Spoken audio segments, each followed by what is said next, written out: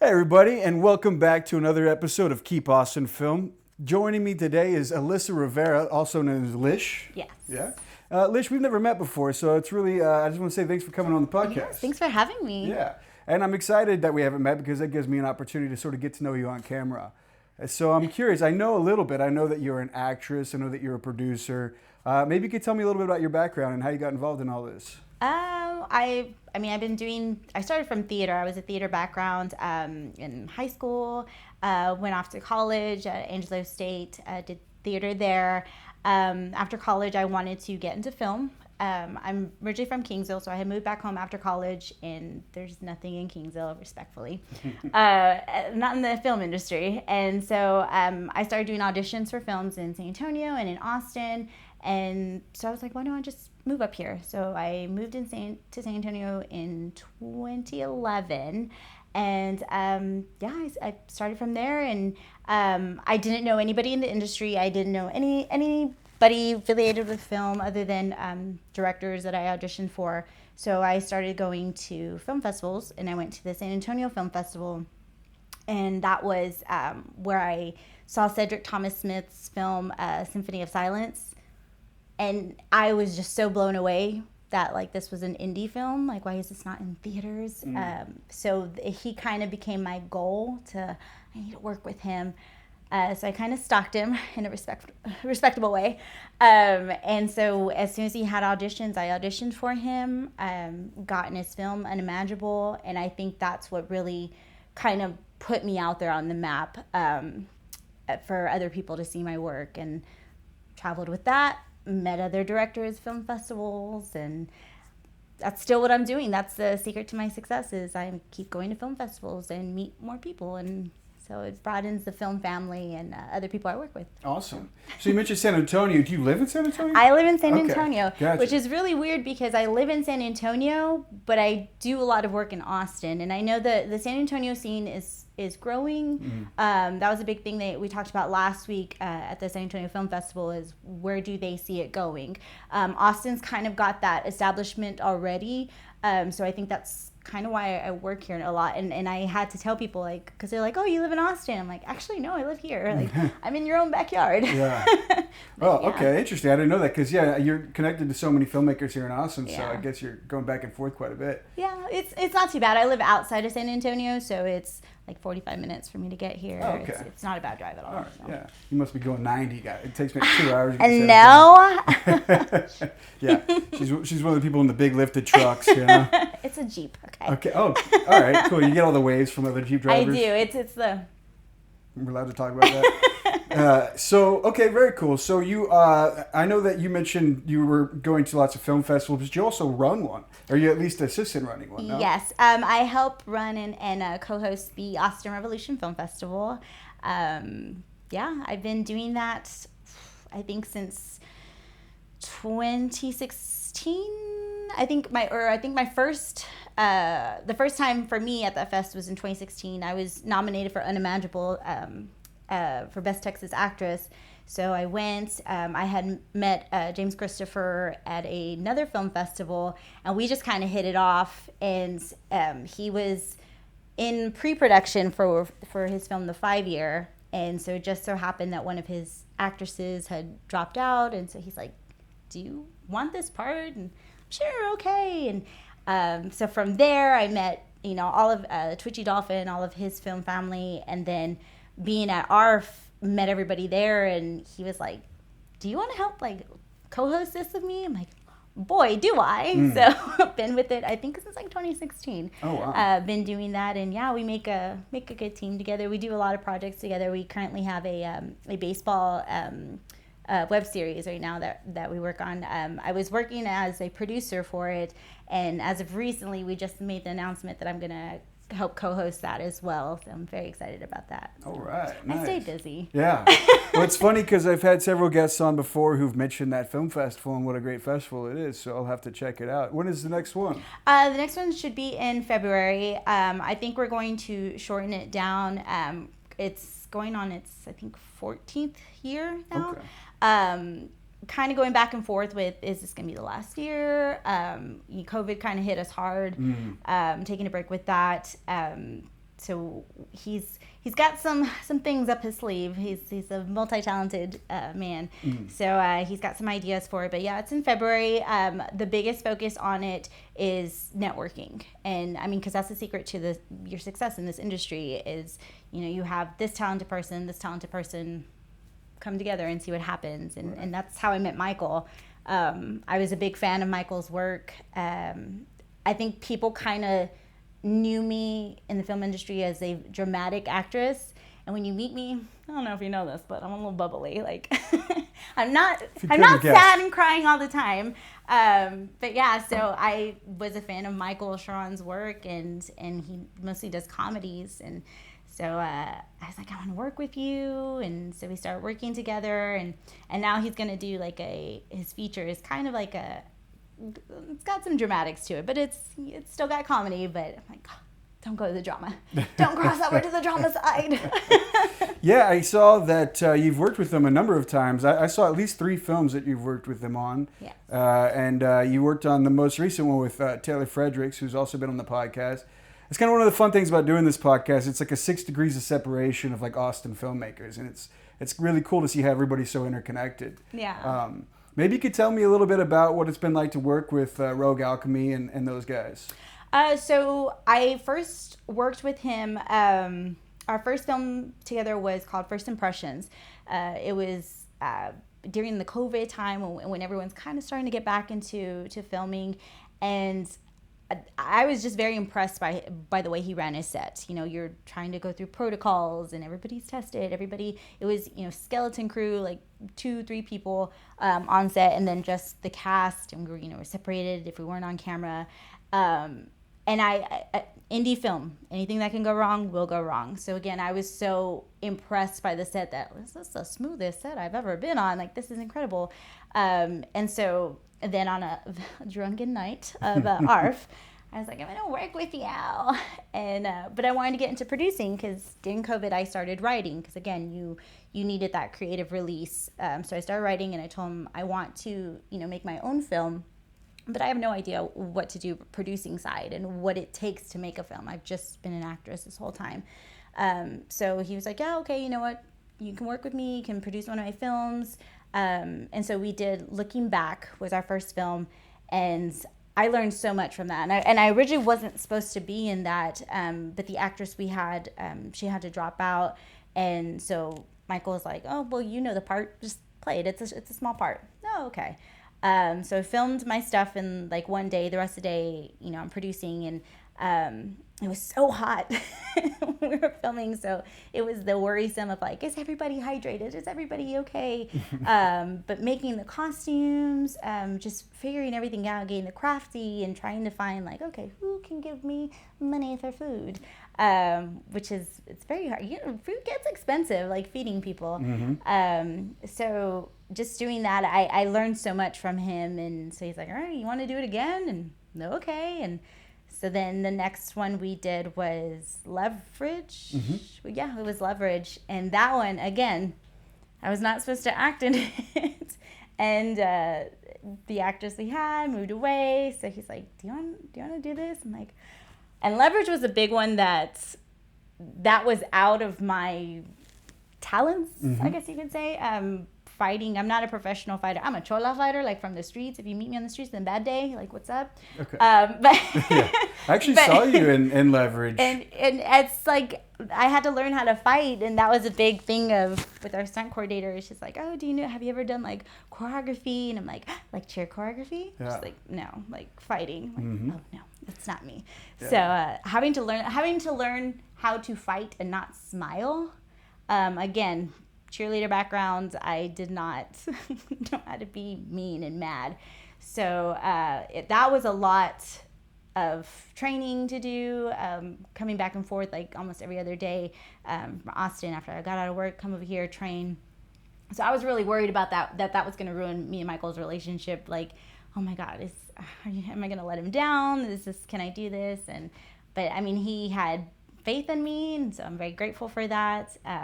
He knows what he wants as a director, and so he'll like, I don't like it, do it again. Do it like more like this. Okay, that was good, but do it more like this. And so it's very clear, because you have some directors that are like, try something else. Okay, well, which direction do you want me to go in? And he knows what he wants. He knows what he likes. And so he's very directed, if that's a word. Sounds like a word to me.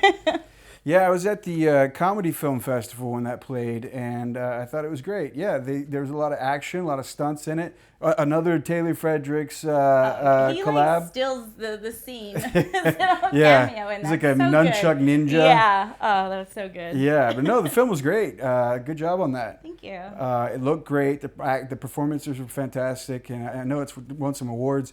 And then you all have a film that you just produced, which Michael Sherman was actually on the podcast promoting the crowdfunder for. So congratulations on getting that done. Yeah. Oh man, that was stressful, of trying to figure out different posts to do, which we make jokes about it because I'm a fairly decent looking girl.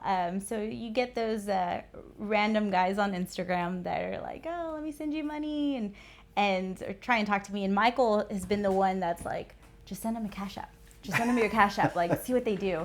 And we did it when we were at Comic-Con, San Diego Comic-Con, and so I was just getting random people messaging me, so I started throwing my Cash App, and they started giving me money. I'm like, what? I didn't do anything. Like, oh no, what if they find me?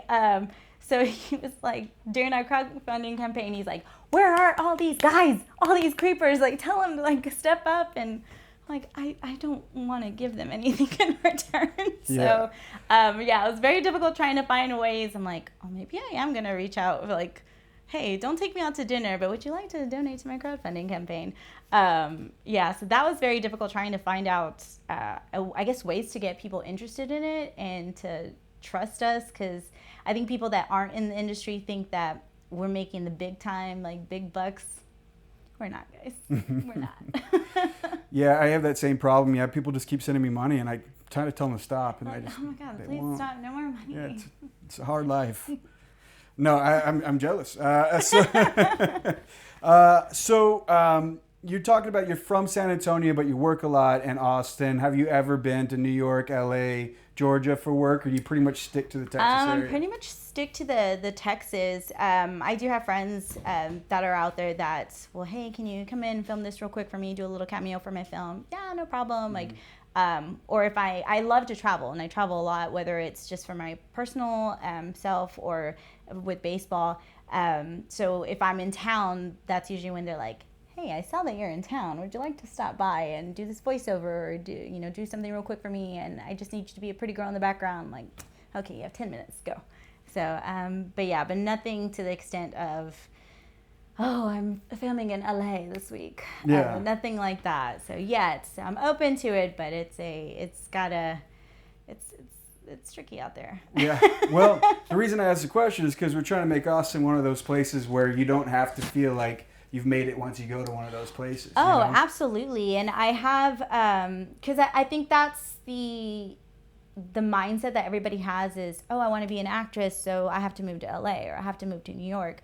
And I had, friends, I'm from a very small town, Kingsville, so I have fellow actor friends that are like, oh, I'm moving to LA. And I'm like, oh, that's great. Like, congratulations. But then they're not getting work because, again, you have everybody that goes to LA, for doing that. And they're like, well, you're always working. And I'm like, well, yeah, it's Texas. Like, there's stuff here. And to me, I would rather be working constantly than sitting around hoping that, just audition. And so, and a lot of people, again, that aren't in this industry, and I'll do, background work and stuff with Robert Rodriguez and some of the bigger, like, films that come in through Austin. And people are always like, oh, well, you need to get into that. I'm like, it's background work. Let's see that again. It's nothing, it's not acting to me. So I'd rather be a main part in an indie film than just do background work in a big, huge, multi-budget film. It is fun because you do get lucky sometimes, and I've been, a featured extra and stuff like that, and that's how I got my SAG, my SAG card. But it's, again, I love the indie market, and I love that since everything's changing, I do feel like the indie film is getting more attention, which is great because I have my coworkers, they're like, oh man, I saw this movie, like I was watching your movie on Tubi, and then I saw this other movie that was an indie film, like it had no name actors, but it was good. I'm like, yeah, there's some good movies out there that have nobodies in it, so you just have to give it a chance. So go to film festivals, like see what you like. Absolutely. Speaking of film festivals, I think this is a film festival that gets brought up every single episode, and so I'll just go ahead and bring it up. ATX Short Film Showcase. Have you been to that one? I have not. Every time it's going on, I have something to do or I'm trying to make it, but I will be there on August 11th. What's going on 11th? It is the showcase that's going on, and we are showing the time capsule. Oh. And we have a little surprise. Are you going to be hosting? Oh, no, I'm not hosting it. Okay. I was like, I hope not. Nobody told me. Okay, yeah. Yeah, no, we have a little surprise. We will be showing the time capsule for it. So I will be there on August 11th, and I'm ecstatic about it. Michael is always trying to get me out to it. The one time that I was like, yeah, I'm for sure going, and I was supposed to be hosting it with him and Eric, and then I got held up. I'm like, oh, I'm not going to make it. I'm so sorry. And so that always happens. But I've cleared my schedule. I've told everybody, don't talk to me. Don't even look at me on that day, because I will be there. Awesome. Well, I'll see you on the 11th. Make sure you make it out for that. That's going to be a good one. So you mentioned you're an actress and that you've went to school and you've trained for it. What do you think, advice for other actors in terms of separating yourself from the pack or creating your own voice as an actor? What would you say? Oof. For me, I put a lot of myself in my characters, and acting is therapy. Mm-hmm. It's free therapy. Sometimes you get paid for it. It's therapy to explore and release stuff that we hold in, because everybody has something going on in their life. So when you have these characters, you have to find something that's relatable to them. I think that's why I'm very good at drama films, is I'm that type of person that I hold a lot of stuff in. So when I get that role, people are like, oh my gosh, she was fantastic. No, I just let out everything that I held in. So I think for that, separating myself, I think I let it go. Mm-hmm. And it's therapy for me of, I become this person. I am, part of me is in it and letting it out. And it's just that, like a good cry. Mm-hmm. You got that good cry if you just let it go. I did have one character in college when I did my first dramatic play. It was called Necessary Targets, and it was a very graphic monologue scene about the war in Bosnia and what was happening to the women. And it was my first drama play, and so there's this big monologue where I'm talking about how they kill my baby.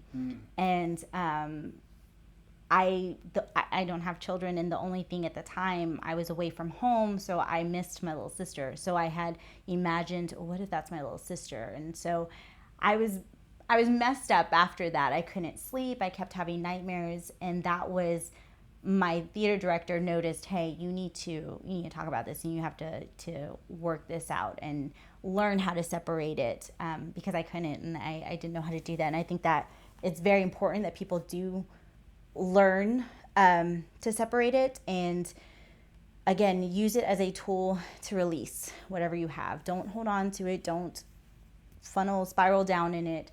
Whatever is inside of you that you're going to use that tool, this is a part where you just dandelion, let it go. So that's kind of my method that I use when I have to play these big roles and that are dramatic. And get in there and, okay, this is the time that you've held that in. Now it's time to put it on the surface for everyone to see. Blow it out, dandelion. And so it's great on camera. People are like, oh man, she's such a great actress. I'm like, no, you just witnessed me having a therapy session. And then, but a part of me is so relieved afterwards, and I feel good about it for my personal self. So that's my advice to separating it, is I call it the dandelion effect. Okay. What about like on the business end of things? Like, do you have a manager, an agent? I don't. I used to have a management company that represented me, and I felt like I was doing all the work, and it was kind of like, I don't want to be annoying where I'm constantly calling you, hey. So it just wasn't for me. I've been just on my own this whole time. I'm a hustler, so I don't think anyone's gonna work as hard for me as me. Right. So I've done that for myself this whole time, all these years. Sweet. I love it. Yeah. So I'm curious for you, what does making it look like? Is it something that's still in the future for you, or is it a present moment? Right now, I love that I'm following my dreams and I'm doing everything that I said I was going to do. If you looked at my high school yearbook, where do you see yourself in 5 years? I'm doing it. Nice. Minus the, mansion with Gerard Butler and all that. But no, I wanted to be happy and I wanted to be acting every day and surrounding myself in this industry that I love. And that's what I'm doing. Would I love for it to progress? Absolutely. I would love to, be making the big bucks and the big time and not have to have the struggle job, the day job. But I'm happy where I'm at. I think that it's still in the cards for me. Absolutely. I think that if you have a dream that holds on to you so strongly, there's a reason for that. There's a purpose for that. And so I think that, no, it's absolutely going to happen for me. It's just, it's not on my time. It's on his time. So Gerard Butler from 300 or present day Gerard Butler? I will take any Gerard Butler. Okay, that is my husband, and I love him through every series of his life. Okay? Absolutely. It's true love. It's true love. I fell in love with him in Phantom of the Opera. Ooh. Yes, that was who is this man? And then I should have known better because I chose the Phantom over Raoul, so I should have known I would have chosen toxic guys as I got on in my life. But yeah, no, it was Phantom of the Opera for me, and then obviously 300, and then I do Spartan races, and he's the co-owner of Spartan races. Really? Oh, how funny. So I'm I support all of my husband's endeavors. So I'm curious about what you've got coming up next, or what you might be working on right now that you want folks to know about. So we just wrapped up with Rogue with Michael. It's hard not to be romantic about time travel. So we're in post-production for that one. So that one should be coming out soon. We're also working on a feature, one of Michael's features. It's a beautiful story. It's going to be his first feature, so I'm really excited about it. Called Keep Your Feet on the Pedals, I believe. Mm-hmm. Sorry if I messed up that title. But we'll be working on that one hopefully in the fall, winter time. I'm really hoping, I started my production company, Dream to Fly Productions, oh, cool. And that's what I work with Michael. I really want to do one of my films and bring it to light. It's just a matter of, okay, am I there? Am I confident? Because now I know with, getting a budget together and doing crowdfunding and doing casting, and is my writing good? And am I going to be I direct it and act in it, and I wrote it, and I want to do this. So I think I definitely need someone to say, hey, okay, let's sit down. Can't do it all. So that's something that, me and Michael have talked about, hey, let's work on this when you're ready. So I think I'm getting close to, I want to say I'm getting close to being ready. I feel like they're like, Lysh, you're ready. But we're our own worst enemies. So it's the world to see me in a different side. I think they're used to seeing me as an actress and she can do it. She can do different characters. But can she write? Can she direct? Can she stay back on camera? So hopefully that'll be coming up here soon. Hopefully I want to shoot for springtime. That is my goal that I have set for myself, to have all the revisions, have everybody that I trust to look at the script and say, hey, this is good. Hey, write something else. Because now I think with life and with things that are happening, I've been writing more. But I think I go from story to story to story to story, so it's a matter of which one do I want to do first. So that's what's next for me. Love it. So you mentioned crowdfunding a couple times, and I've got a crowdfunder in October that I'm going to be doing, and I bet you a lot of people at home are going to be doing crowdfunding campaigns. Do you have any advice for those folks other than getting random guys on the internet to give you Venmo? You have to stay relevant, and you have to. It gets annoying in messaging people privately and money please. Mm-hmm. You have to do it, and Taylor was so good at it because all his little scenarios and little videos he was making, and I'm like, can I just show some leg? I don't know. I'm getting desperate at this point. We talked about auctioning off a date with Lysh. Oh wow! But then I was like. Dangerous. Yeah, I'm like, who's gonna buy it? We did a have a margarita with Lysh if you donate, and people donated. They were like, oh, here's $50. I'm like, okay, who's buying the margaritas? Because I can't buy all those margaritas. I'm trying to make money. So I would just, the advice is just to keep pushing. It's going to be annoying, but keep pushing, keep trucking through it. Awesome. So I'm really excited to hear about everything that's going on and everything that's coming up. For the folks at home who want to follow you and keep up with what's going on with you, how could they do that? You can follow me on Instagram. It's Lysh_Rivera. So it's LYSH_River with an A. And then I have Facebook, but I think I'm on Instagram more. I hope you love dogs, both actual dogs and hot dogs, because I eat a lot of hot dogs because I go to a lot of baseball games. My whole slogan is Weiners, beer, and baseball butts. But there's some fun baseball facts in there too. But also my dog, and hunting season's coming around, so I'm a big hunter. So you'll be seeing stuff like that. I've gotten better about the drinking nights to stay off of Instagram, but yeah. If you love memes, I post a lot of memes. Who doesn't love memes? Well, Lysh, I just want to say thanks so much for joining me on the podcast. It was great. I really appreciate it. And for everybody at home, make sure you follow her. Come out to the Short Film Showcase on the 11th.